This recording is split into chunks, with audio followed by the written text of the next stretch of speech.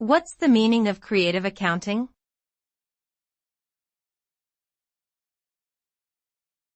Creative accounting.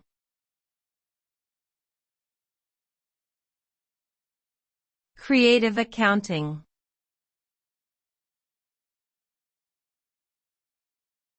Creative accounting.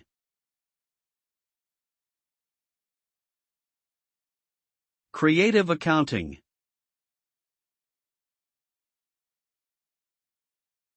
Creative accounting refers to the practice of using accounting methods to manipulate financial records in order to present a more favorable picture of a company's financial performance. This can include methods such as inflating revenue, understating expenses, and hiding debt. While these practices may initially appear to benefit the company, they can ultimately lead to financial instability, loss of investor trust, and even legal consequences. In short, creative accounting can result in short-term gains, but can have long-term negative consequences for the company and its stakeholders.